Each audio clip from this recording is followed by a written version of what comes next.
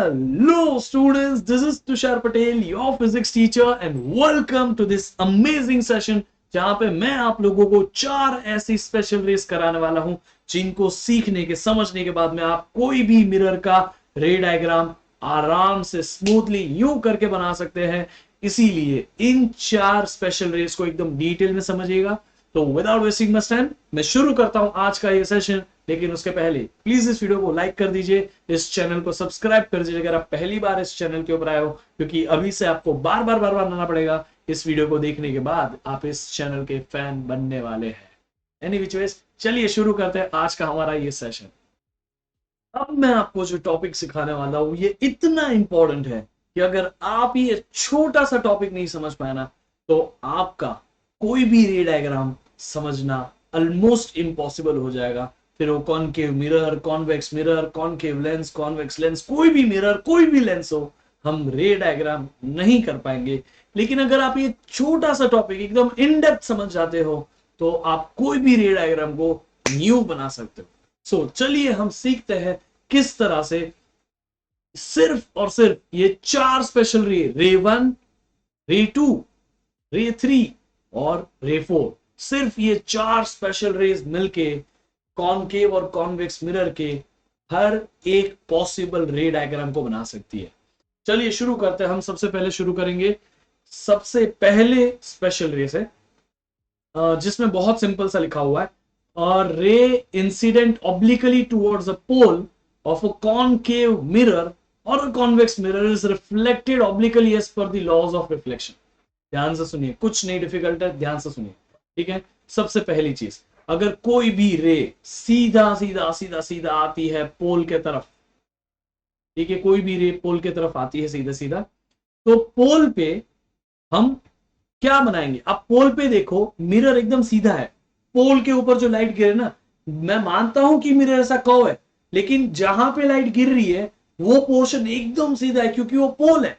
समझ में आ गया कि नहीं? क्योंकि वो सेंटर पार्ट है, सेंटर पे देखो ऐसा स्ट्रेट लाइन जैसा दिखेगा ना, तो ये स्ट्रेट लाइन यानी कि यहां पे इस पर्टिकुलर इतने रीजन के लिए हमारा ये spherical mirror actually plane mirror जैसा बिहेव कर रहा है। इसीलिए वहां से जो लाइट आई उसने इस प्लेन सरफेस के यानी कि ये मिरर के नॉर्मल से, ये हो गया ना नॉर्मल, ये मिरर का परपेंडिकुलर जो होता है उसे नॉर्मल बोलते हैं ना, और वही हमारा प्रिंसिपल एक्सिस भी है।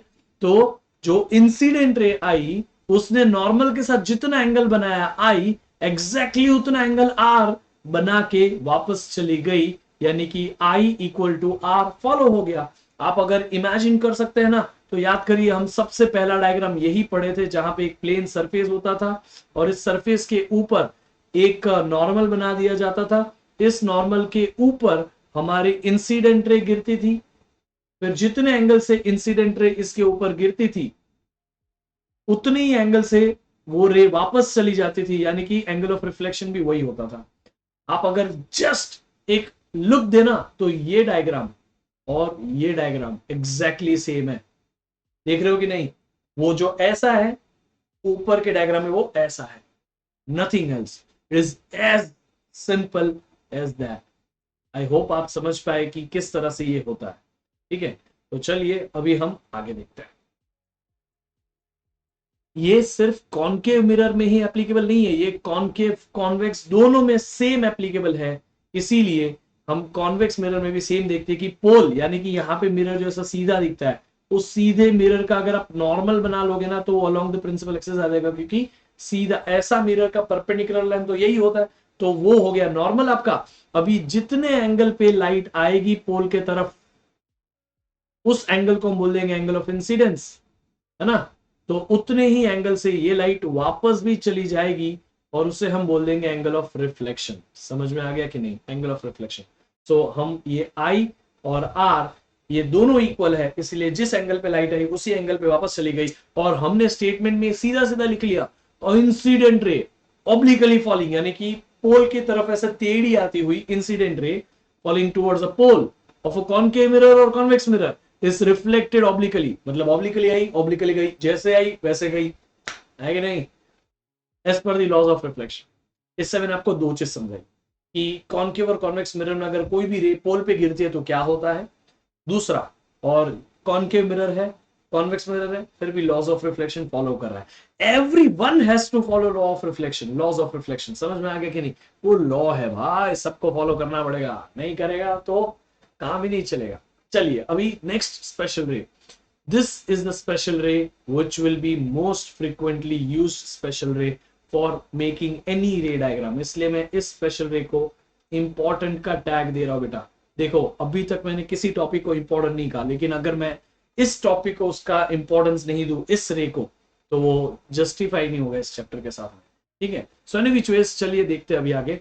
अब हमें ये एक चीज समझनी है कि हमारी जो ये इंसिडेंट रे हो यहाँ पे इस पॉइंट पे आके गिर रही है, इस पॉइंट पे मिरर का सरफेस ऐसा है ना, देखो, है ना, उस पॉइंट पे मिरर का सरफेस ऐसा है, पूरा कव है, लेकिन लाइट थोड़ी इतनी बड़ी है, तो लाइट जहां पे देखी गिरेगी वहां पे तो एक छोटा सा स्ट्रेट लाइन ऐसा ही होगा ना, तो इसलिए वहां पे मिरर ऐसा बनाया मैंने।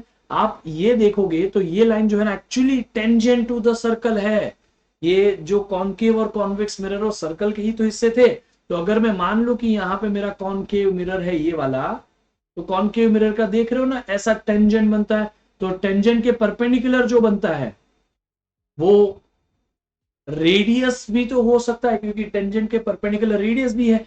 अच्छा एक और चीज देखो यहाँ पे बेटा, एक और चीज, ये जो हमने यहां पे इसको टेंजेंट बनाया, उस टेंजेंट के परपेंडिकुलर को रेडियस लिखा, क्या ये हम इसको सरफेस भी तो बोलेंगे ना, मिरर का सरफेस, और उससे परपेंडिकुलर को तो नॉर्मल भी बोलेंगे ना।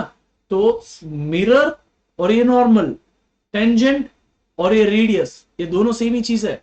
आप समझे कि नहीं? तो इसीलिए आर नहीं स्मॉल आर लिखता हूं और ये स्मॉल टी लिखता हूं। ओके, तो आपको यहां पे आई होप कि मैं इतना समझा पाया कि ये जो सरफेस है, ये जो भी हमारा ऐसा सरफेस है बेटा, सॉरी वापस बना हुआ, अरे यार सीधा बन जाने भाई, ऐसा, उस सरफेस पे जब भी लाइट गिरेगी तो उससे सबसे पहले तो हम नॉर्मल बना लेंगे, और वो नॉर्मल जो होगा that would be along the radius. क्यों अलोंग द रेडियस है आपको समझाया, क्योंकि वो है टेंजेंट, टेंजेंट से परपेंडिकुलर होता है रेडियस। आपको पता है, आप सर्कल में पढ़ाएगा भी मैथ्स में, आपको जो भी मैथ्स में सर्कल पढ़ाएगा ना आपको समझाएगा ये चीज। एनीवेज, तो अगर कोई भी इंसिडेंट रे आती है parallel to the principal axis, वो इस नॉर्मल के साथ, ब्लैक वाली लाइन जो नॉर्मल है उसके साथ एंगल ऑफ इंसिडेंस आई बनाती है, exactly same amount of angle से वो वापस रिफ्लेक्ट करके चली जाएगी। तो वो यहां से जहां से पास होगी प्रिंसिपल एक्सिस के ऊपर, उस पॉइंट को हम फोकस बोल देते हैं। Focus is the point where any ray which is parallel to the principal axis passes after reflection from the and passes from the passes on the principal axis, whatever it is। मतलब कि जो भी ray parallel आएगी वो reflection के बाद principal axis को जहां पे कट करेगी उसी पॉइंट को हम बोलेंगे फोकस। तो ये है हमारा फोकस पॉइंट, और ये है हमारी सेकेंड रे। सेकेंड रे क्या है? Any ray which comes parallel to the principal axis after reflection it passes from the focus. यही यहां पे लिखा है, देखो, a ray which is parallel to the principal axis after reflection passes through the principal focus in case of concave mirror. समझा कि नहीं? Concave mirror में, ये कॉनकेव मिरर ही है ना, हाँ, अंदर वाला हिस्सा यूज किया रिफ्लेक्शन के लिए। Any ray which is parallel to the principal axis after reflection passes from the focus, simple as that. समझा? ये I is equal to r देखो फॉलो हुआ है, लॉज ऑफ रिफ्लेक्शन फॉलो हुए हैं।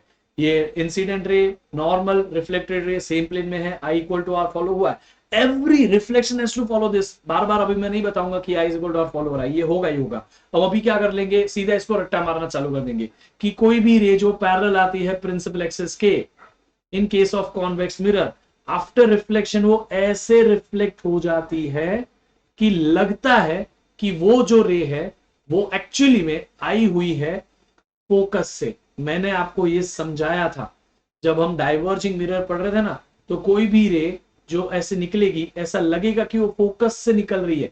एक्चुअली ये रे तो यहां से यहां गई है, लेकिन यहां से अगर कोई देखेगा तो उसको दिखेगा कि अरे ये तो पीछे से आ रही है। तो बस वही चीज को आगे एक्सटेंड कर दिया है। समझ में आ गया कि नहीं? तो यहां पे भी वही कंसेप्ट है, any ray which is parallel to the principal axis in case of convex mirror after reflection, ray इस हिसाब से डाइवर्ज होती है। आफ्टर रिफ्लेक्शन रे इस हिसाब से डाइवर्ज होती है कि वो फोकस से निकल के जाती है, ऐसा लगता है, लेकिन रे तो यहां से ऐसे ही गई है, लेकिन ऐसा अपीयर होता है कि यहां से जो देखोगे ना, तो ये देखो ये वाली रे एक्चुअली यहां से ऐसा दिख रहा है, बस ऐसा विजुअलाइज हो रहा है। अगर आपको इसमें लॉ ऑफ रिफ्लेक्शन फॉलो हो रहा है कि नहीं वो देखना है, तो देखो ये जो इंसिडेंट रे वो यहाँ पे गिरी, यहाँ पे एक सरफेस बना लीजिए, तो ये देखो टेंजेंट जैसा मैंने सरफेस, सॉरी टेंजेंट जैसा मैंने सरफेस बना लिया, तो ये सरफेस जैसा दिख रहा है, मतलब जिस पॉइंट पे वो गिरा उस पॉइंट पे मिरर ऐसा होगा ना, ऐसे लाइट गिरे तो यहाँ पे मिरर ऐसा होगा, तो उसका परपेंडिकुलर खींचो, तो इसका परपेंडिकुलर तो अलॉन्ग रेडियस होता है, उसी रेडियस को सेंटर तक खींच सकते हैं ना, क्योंकि रेडियस सेंटर को ज्वाइन करता है ऑब्वियसली, और उसी को मैंने आगे भी खींच लिया। तो ये है नॉर्मल, ये इंसिडेंट रे आई, ये इंसिडेंट रे आई, एंगल आई बनाया नॉर्मल के साथ में, रिफ्लेक्ट हो गई, और एंगल आर बना दिया रिफ्लेक्टेड रे के साथ में। नहीं समझा क्या? समझ में आ कि नहीं? आई होप आप समझ पाए कि सेकंड स्पेशल रे क्या कहती है। कॉनकेव मिरर का तो मैंने आपको बताया, अभी कॉन्वेक्स का देखो।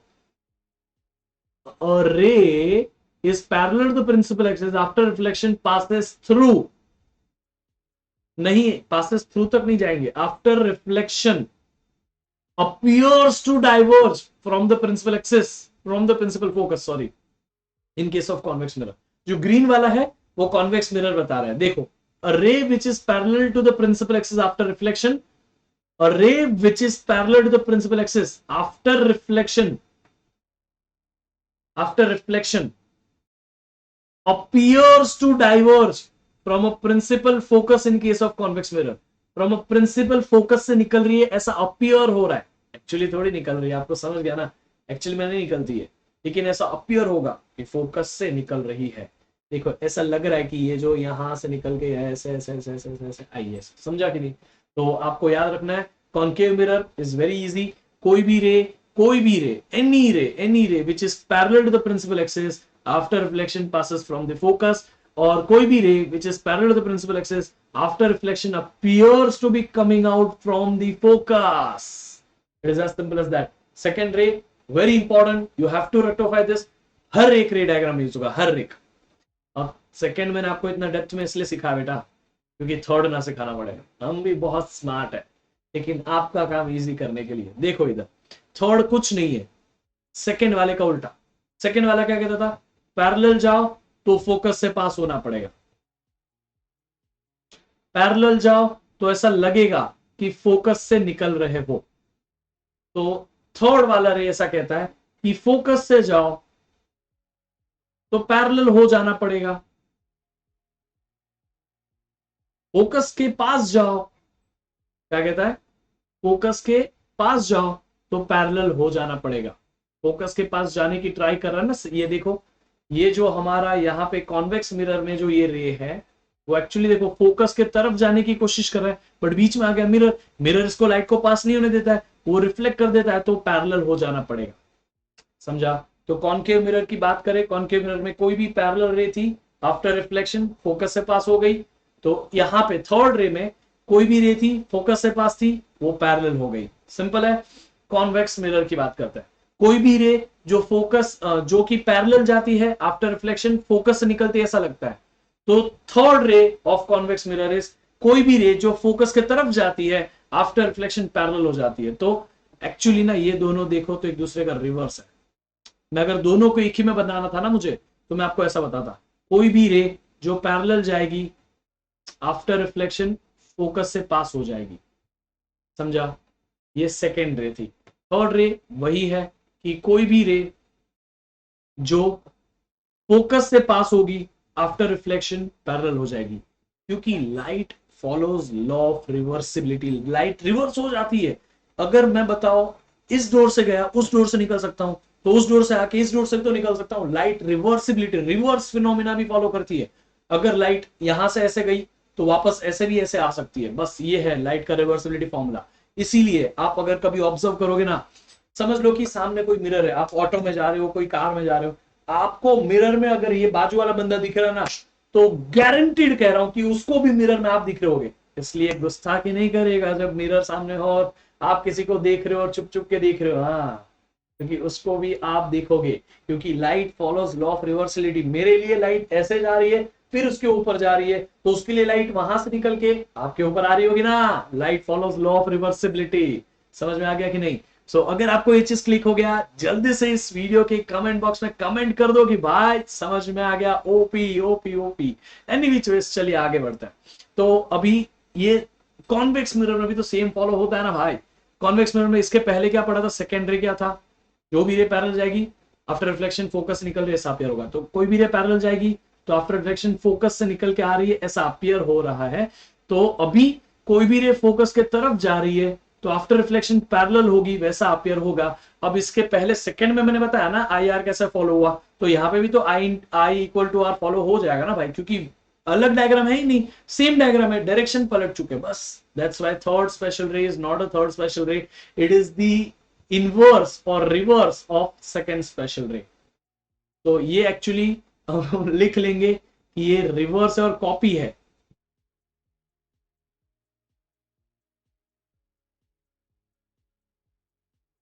Third one is nothing but reverse of second रे, याद रहेगा।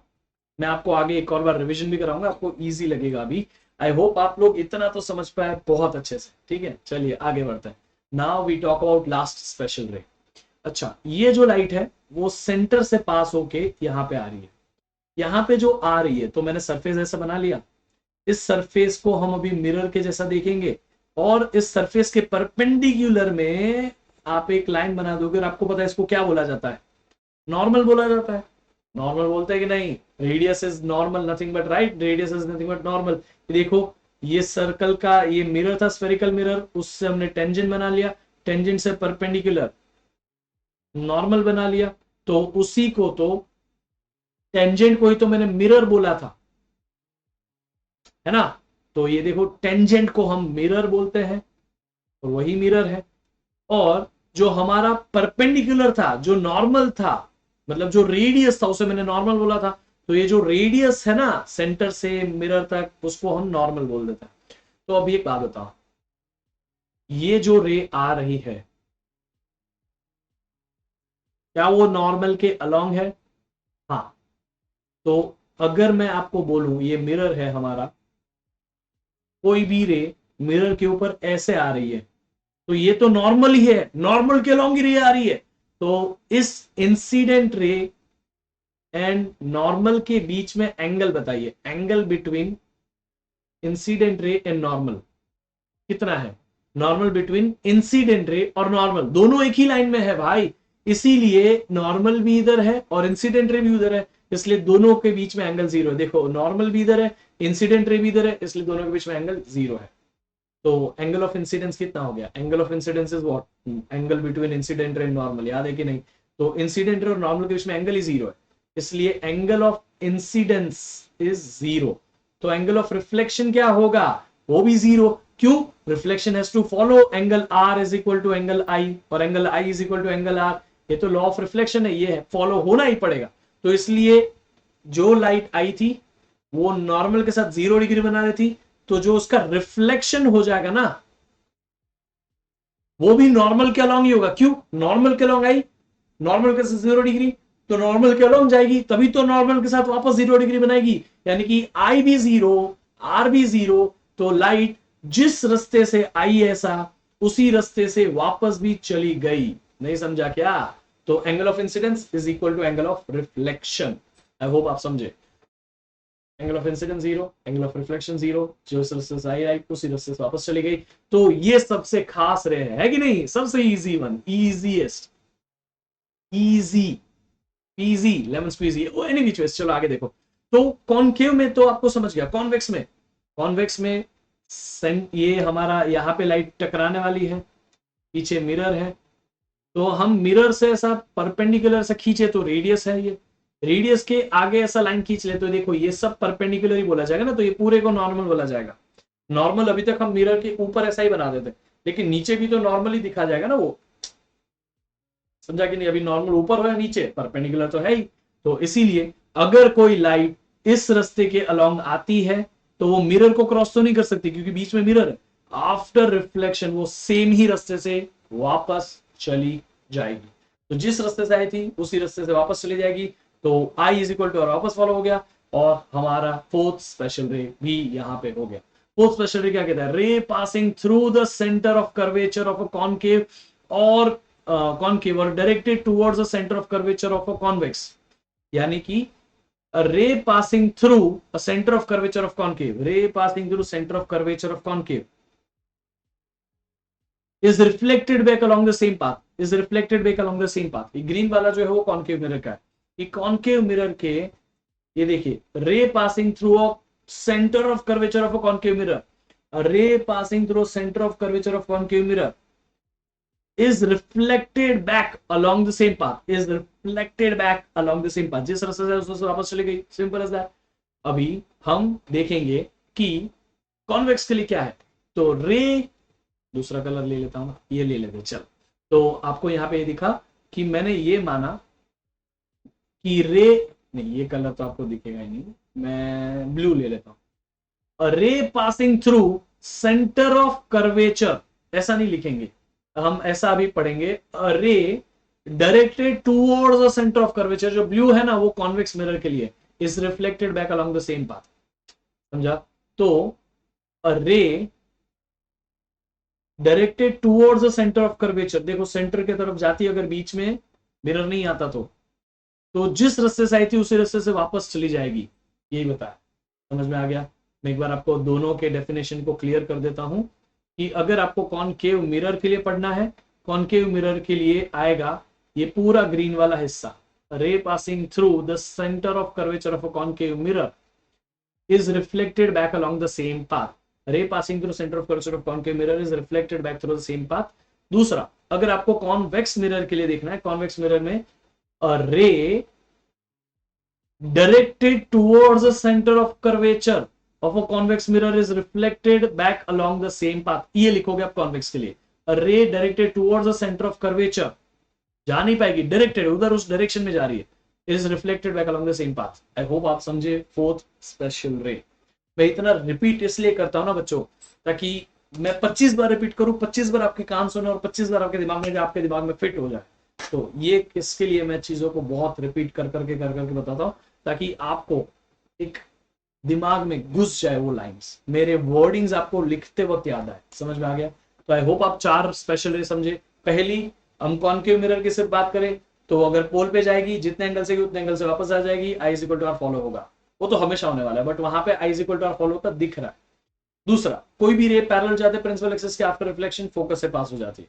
तीसरी is a reverse of second, कि कोई भी रे फोकस से पास होगी तो आफ्टर रिफ्लेक्शन पैरेलल बन जाएगी। चौथी, कोई भी रे सेंटर से जाएगी तो वापस उसी रास्ते से वापस आ जाएगी। अभी कॉन्वेक्स मिरर में बात करते हैं, कोई भी रे पोल पे जाती है, जितने एंगल से जाएगी उतने एंगल से वापस आएगी, आई इज इक्वल टू आर जैसा दिखेगा, प्लेन मिरर जैसा। तो दूसरा, कोई भी रे फोकस, कोई भी रे पैरेलल जाएगी प्रिंसिपल एक्सिस से कॉन्वेक्स मिरर में तो आफ्टर रिफ्लेक्शन फोकस से निकलती हुई ऐसा दिखेगी। तीसरा, कि रिवर्स ऑफ सेकंड, यानी कि कोई भी रे फोकस की तरफ जाती हुई दिखेगी तो वो फोकस की तरफ पहुंच नहीं पाएगी, लेकिन वो रिफ्लेक्ट होकर पैरेलल बन जाएगी। और चौथा, कोई भी रे सेंटर की तरफ डायरेक्टेड होगी तो आफ्टर रिफ्लेक्शन सेम रास्ते से वापस आ जाएगी। अभी हम इसको एक बार मस्त में एक मास्टर रे डायग्राम के साथ याद रखेंगे, ठीक है। सबसे पहला ये फर्स्ट रे ये नहीं है, sorry, first ray is this one, any रे which goes towards the pole। पहले हम एक काम करते हैं, पोल तो बना ले, चलो पोल बता, पोल ये है पोल, तो यहां कहीं होगा फोकस और यहां कहीं होगा सेंटर, ऐसा मैंने बना दिया पहले से ही ताकि आपको याद रहे, ये है पोल, ये है फोकस और ये है सेंटर, ठीक है बेटा। तो अभी देखिए जरा, कोई भी रे, फर्स्ट वाली रे क्या थी बेटा, फर्स्ट वाली रे कॉनकेव मिरर में, कोई भी रे जो पोल के तरफ जाती है वो जितने एंगल से जाती है, एंगल आई बना के, उतने ही एंगल से आर से वापस भी आ जाती है, i is equal to are follow होता है। तो रे ऑफ लाइट ऐसे गई और ऐसे रिफ्लेक्ट होके वापस आ गई, ठीक है, पहली रे। दूसरी रे क्या है, सेकेंड रे इज दिस वन, सेकेंड रे इज दिस, एनी रे which goes parallel to the principal axis, after reflection it passes from the focus, देखो फोकस से पास हो, ठीक है। मैं थोड़ा सा उसको फोकस से पास करा देता हूं परफेक्टली। अरे यार एक तो ये, हाँ भाई भाई, आफ्टर रिफ्लेक्शन ये फोकस से पास हो गई। चलो ठीक है, इतना तो आप समझ जाओगे ना। तो ये जो भी रे पैरेलल के प्रिंसिपल एक्सिस के आफ्टर रिफ्लेक्शन फोकस से पास हो गई। You have to rectify this. जैसा मुझे याद है, आपको याद होना ही चाहिए, ताकि आप सारे के सारे रे डायग्राम इजीली बना पाओ। ठीक है, अभी हम जाते हैं थर्ड रे के ऊपर। थर्ड रे is nothing but reverse of second रे, इसलिए मैं थर्ड रे को भी एक डार्क ग्रीन कलर से बनाऊंगा। तो थर्ड रे इज नथिंग बट कि कोई भी रे जो फोकस से पास होती है आफ्टर रिफ्लेक्शन पैरेलल हो जाती है। समझ में आया? तो थर्ड रे और सेकेंड रे हो गई, फर्स्ट रे भी हो गई। अभी fourth ray, fourth ray is crucial, fourth ray is critical. You have to remember this fourth ray, ये बहुत बहुत बहुत इंपॉर्टेंट है। फोर्थ रे ऐसा कहती है कि कोई भी रे जो सेंटर से पास होती है तो आफ्टर रिफ्लेक्शन वो सेम ही रास्ते से वापस आ जाती है। ठीक है, तो ऐसे गई, ऐसे आई, ये तो इजी है सर। ये फोर्थ रे इजी हो गई। लेकिन आप समझिए जरा, तो ये जो प्रिंसिपल एक्सिस के अलोंग कोई रे अगर ट्रैवल करती होगी, ये भी तो सेंटर से पास हो रही है, तो सीधी जाएगी आफ्टर। यहां पे देखो मिरर ऐसा रहेगा, मिरर ऐसा रहेगा, तो वहां से नॉर्मल ऐसा, नॉर्मल के अलोंग ही तो रे आ रही है, इसलिए वापस सेम ही फोर्थ वाला रे का कंसेप्ट यूज होगा। ऐसे जाएगी, ऐसे ही वापस आ जाएगी। तो कोई भी रे, कोई भी रे, वापस बताता हूं, कोई भी रे जो प्रिंसिपल एक्सिस के अलोंग भी जा रही है ना, वो आफ्टर रिफ्लेक्शन उसी रास्ते से वापस आ जाती है। तो प्रिंसिपल एक्सिस के कोई भी पॉइंट का इमेज प्रिंसिपल एक्सिस पे ही बनता है, वो मैंने आपको प्रूफ किया, क्योंकि प्रिंसिपल एक्सिस से जाने वाली पूरी रे उसी रास्ते से वापस भी आती है। समझ में आ गया कि नहीं आ गया? तो ये हमने चार स्पेशल रेस देखी, और ये चार स्पेशल रेस कॉनकेव मिरर का सारा कंसेप्ट आपका क्लियर करेगी। This is master ray diagram for special rays of concave mirror. अभी कॉन्वेक्स में वापस वही चार स्पेशल रे। तो सबसे पहली स्पेशल रे क्या है? सबसे पहली स्पेशल रे ये है कि अगर आपकी कोई भी रे पोल के तरफ जाती है, तो ये देखो ये पोल है, तो पोल के तरफ अगर कोई, ये सबसे पहली स्पेशल रे कि कोई भी रे जो, सॉरी, कोई भी रे अगर पोल के तरफ जाना चाहती है तो पोल के तरफ जाएगी, पोल को छुएगी, जितने एंगल से गई थी उतने ही एंगल से वापस आ जाएगी, और इसी तरह से वो ये रास्ता फॉलो करके, हाँ, आ गई। तो जितना लाइट गई उतने आई पे वो वापस आ गई, उतने आर पे। समझ में आ गया? तो इंसिडेंट रे इधर है, एंगल ऑफ इंसिडेंस इतना बनाया, सेम अमाउंट ऑफ एंगल बनाएगा, मतलब यानी कि प्लेन मिरर जैसा बिहेव करेगा जब ये मिरर के पोल के ऊपर लाइट गिर रही है कॉन्वेक्स मिरर में। ठीक है, दूसरा स्पेशल रे, सेकंड स्पेशल रे कौन है? सेकंड स्पेशल रे देखिए, तो सेकंड स्पेशल रे ये है कि अगर कोई भी रे पैरेलल जाती है प्रिंसिपल एक्सिस के, तो आफ्टर रिफ्लेक्शन ऐसे निकल के दिखती है, ऐसा लगता है कि वो रेस कहां से निकल रही है, फोकस से निकल के आ रही है। It appears to be coming out from the focus. समझे? Second special ray. Third special ray is reverse of second. तो हम याद रखेंगे कि थर्ड वन जो है उसमें कोई भी रे फोकस के तरफ अगर जाती आपको दिख गई कभी, तो after reflection it becomes parallel रे। समझा? And fourth and last special रे बच्चों, फोर्थ एंड लास्ट स्पेशल रे, कोई भी रे, कोई भी रे अगर आपको सेंटर के तरफ अप्रोच करती हुई दिख गई, देखो ये बीच में मिरर नहीं होता तो सेंटर तक पहुंच जाती, तो वो आफ्टर रिफ्लेक्शन सेम ही रास्ते से वापस आ जाते हैं, मतलब ऐसे गई और ऐसे आ गई। यही फोर्थ स्पेशल रे यहां पे भी आपको अपियर करनी चाहिए। ये देखो, प्रिंसिपल एक्सिस के अलोंग जो रे जाती है वो भी एक्चुअली तो सेंटर की तरफ ही जा रही है, आफ्टर रिफ्लेक्शन वो भी उसी रास्ते से वापस आएगा ना भाई। इसका मतलब ये हुआ कि प्रिंसिपल एक्सिस पे बनने वाला हर ऑब्जेक्ट का इमेज, प्रिंसिपल एक्सिस पे जो भी पॉइंट है उसकी इमेज प्रिंसिपल एक्सिस पे ही बनेगी, क्योंकि प्रिंसिपल एक्सिस से पास होने वाली हर एक रे प्रिंसिपल एक्सिस की वापस आ जाती है। आई होप आप समझे। और आपको ये अगर लाइन नहीं समझी ना, प्रिंसिपल एक्सिस के ऊपर कोई भी ऑब्जेक्ट होगा तो उसकी पॉइंट प्रिंसिपल एक्सिस के ऊपर वाले पॉइंट की इमेज प्रिंसिपल एक्सिस पे ही क्यों बनती है, हम आगे रे डायग्राम करेंगे ना तब आपको समझेगा। अभी के लिए आपको उसका टेंशन लेने की जरूरत नहीं है, बट आई होप कि आप ये चारों रे, पोल पे जा रही है आई इक्वल टू आर करके वापस आएगी, पैरेलल जा रही है फोकस से पास हो जाएगी, फोकस से पास हो रही है पैरेलल हो जाएगी, और लास्ट वन है सेंटर से जा रही है, सेंटर से वापस आ जाएगी। यहां पे भी कोई भी रे पोल पे जा रही है आई इक्वल टू आर करके वापस आएगी, पैरेलल जा रही है फोकस से निकल रही है ऐसा लगेगा, फोकस की तरफ जा रही है पैरेलल हो जाएगी, सेंटर के तरफ जा रही है जिस तरह से जाएगी उस तरह से वापस आ जाएगी। ये हमारी चार स्पेशल रेज है and this is very important. ये जितना आप अच्छे से दिमाग में घुसा लोगे ना उतना आपके लिए इजी है। इसलिए मैं आपको एक टास्क देता हूं, ये दोनों डायग्राम, एक दिस कॉन्वेक्स मिरर का स्पेशल रे वाला सारा और कॉनकेव मिरर का स्पेशल रे वाला, इसका एक अच्छा सा चार्ट बनाइए अलग अलग कलर वाइज जैसे मैंने किया, और उसको अपने टेबल के स्टडी टेबल के सामने लगा दीजिए। सो आई होप कि आपको समझा है। आपको अगर इस पर्टिकुलर वीडियो की क्लास नोट्स चाहिए मेरी लिखी हुई और जो मैंने पीपीटी बनाया उसकी, तो आपको उसका पीडीएफ चाहिए तो मेरे टेलीग्राम ग्रुप ज्वाइन कर लीजिए अभी के अभी। आपको पूरा 10th स्टैंडर्ड 11 12 जो भी आप पढ़ोगे आगे फिजिक्स सब कुछ आपको मेरी चैनल पे मिलेगा। सो सब्सक्राइब कर लीजिए अभी ही इस चैनल को, है कि नहीं।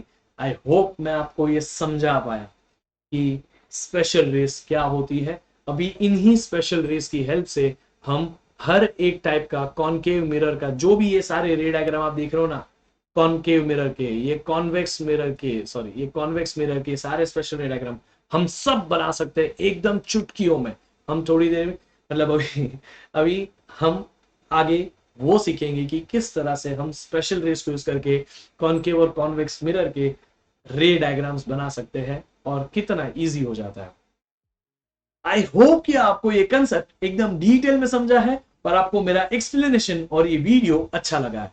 सो प्लीज इस वीडियो को लाइक करिएगा, इस चैनल को सब्सक्राइब जरूर करिएगा और इस वीडियो के कमेंट बॉक्स में कमेंट करके ये जरूर बताएं कि आपको ये वीडियो कैसा लगा है। आपकी जो भी फीडबैक है और आपके जो भी वर्ड्स है वो सब आप मुझे कमेंट बॉक्स में बता सकते हैं। और आपके जो भी स्कूल के, ट्यूशन के, टेलीग्राम के, इंस्टाग्राम के जो भी फ्रेंड्स है उन तक ये वीडियो को शेयर करें, उनको बताएं कि इस चैनल के ऊपर एकदम in depth explanation, conceptual explanation वाले वीडियोस है उनके पूरे सिलेबस के लिए, है ना, ताकि उन लोग भी यहाँ पे आए और एकदम डिटेल में पढ़े और हर कोई बच्चे को एक क्वालिटी एजुकेशन वाला कंटेंट मिले।